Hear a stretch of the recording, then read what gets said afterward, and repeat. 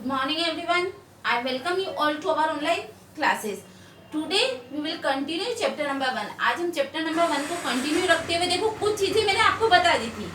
भाषा क्या होती है, व्याकरण क्या होती है, भाषा और बोली में क्या अंतर होता है, ये कुछ चीजें मैंने आपको पहले समझा दी। बाकी का आज हम आगे का कंटिन्यू करते हैं। So you open your book at page number 7.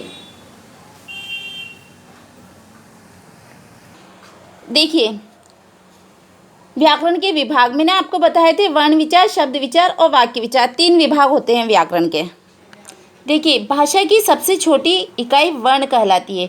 मतलब भाषा का जो सबसे छोटा रूप होता है वो क्या कहलाता है बेटा? वर्ण। वर्णों के संयोग से शब्द बनते हैं और वर्णों को जब हम जोड़ते हैं तो शब्द बनते हैं और इन्हीं शब्दों के संयोग से वाक्य बनते हैं।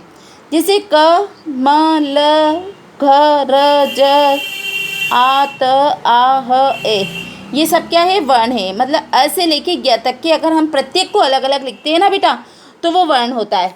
इन वर्णों के संयोग से क्या बना? कमल और घर, जाता है आदि शब्द बनते हैं। जैसे कमल एक शब्द बन गया, घर एक शब्द बन गया, जाता एक शब्द बन गया और है एक शब्द बन गया। इन्हीं शब्दों के संयोग से वाक्य कैसे बना? कमल, घर, जाता है बन जाता है। अतः व्याकरण के 3 विभाग अथवा अंग होते हैं, वर्ण विचार, शब्द विचार और वाक्य विचार। वर्ण विचार में क्या आता है? इस विभाग के अंतर्गत वर्णों से संबंधित ज्ञान प्राप्त किया जाता है। शब्द विचार में क्या आता है? शब्दों से संबंधित ज्ञान प्राप्त किया जाता है। वाक्य विचार में वाक्यों से संबंधित ज्ञान प्राप्त किया जाता है। देखो बेटा ये डायग्राम किसका है कि हम पूरी व्याकरण में क्या क्या चीज़ें पढ़ते हैं। व्याकरण में देखो 3 बताए थे मैंने, 3 विभाग होते हैं इसके, वर्ण विचार, शब्द विचार और वाक्य विचार। वर्ण विचार में हम पढ़ते हैं स्वर क्या होते हैं और व्यंजन क्या होते हैं। शब्द विचार सबसे बड़ा पार्ट होता है व्याकरण का। शब्द विचार में हम शब्दों की रचना, शब्दों के प्रकार पढ़ते हैं, रचना के आधार पर, उत्पत्ति के आधार पर, अर्थ के आधार पर, रूपांतरण के आधार पर, है ना। अब देखो इसके बाद हम रूपांतरण के आधार पर शब्दों के 2 भाग पढ़ते हैं, विकारी और अविकारी। अब विकारी शब्द कौन कौन से होते हैं? संज्ञा, सर्वनाम, विशेषण और क्रिया, ये सब क्या होते हैं? विकारी शब्द। और अविकारी शब्दों में क्या क्या पढ़ेंगे? क्रिया विशेषण, विस्मयादि बोधक, संबंध बोधक, समुच्चय बोधक। ठीक है। अब देखो वाक्य विचार में क्या क्या पढ़ते हैं हम? रचना के आधार पर वाक्य और अर्थ के आधार पर वाक्य। तो ये क्या है? हमारे व्याकरण का पूरा जो हम पढ़ते हैं वो डायग्राम। देखिए लिपि, प्रत्येक भाषा को लिखने का ढंग अलग अलग होता है। इसके लिए मुख द्वारा उच्चारण की गई ध्वनियों को लिखने के लिए प्रत्येक भाषा में कुछ विशेष चिन्हों का प्रयोग किया जाता है। मौखिक ध्वनियों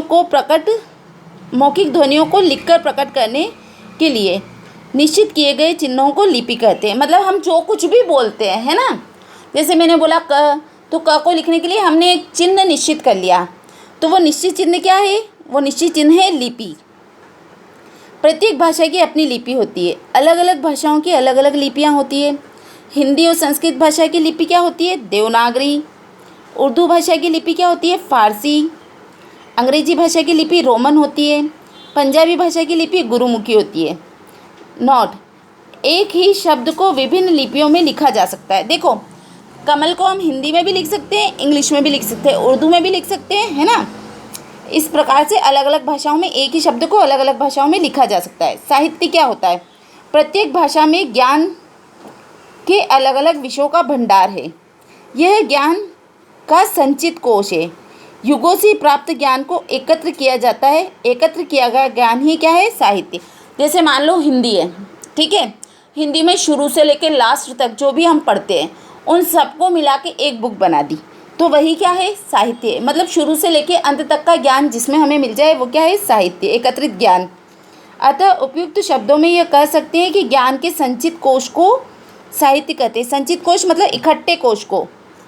साहित्य के प्रकार, साहित्य 2 प्रकार के होते हैं, गद्य साहित्य और पद्य साहित्य, है ना। गद्य साहित्य में क्या क्या आता है?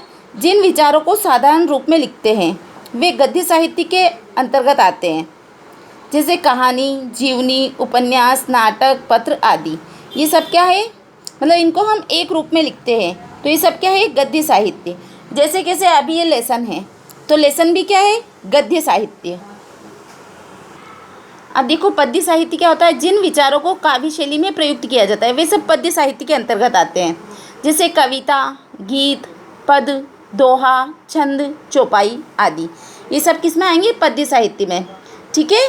तो गद्य क्या, देखो कविताओं की तरह, दोहों की तरह, मतलब थोड़ी लाइन लिखी फिर छोड़ दी हमने, है ना, राग वगैरह सबका प्रयोग करते हैं, तो वो क्या होता है? पद्य साहित्य। और जो डायरेक्ट अपन लिखते हैं ना गद्यांश के रूप, गद्यांश वगैरह, ये सब ये क्या है? गद्य साहित्य। हिंदी सही विकल्प पर सही का चिन्ह लगाइए। ये भी आज ही कंप्लीट कर लेते हैं हम। भाषा कहते हैं, किसे कहते हैं बेटा भाषा? अनेक प्रकार के संकेतों को, स्पष्ट ध्वनियों को, पढ़ने के ढंग को या विचारों तथा भावों के आदान प्रदान को। तो किसको कहते हैं? विचारों तथा भावों के आदान प्रदान को।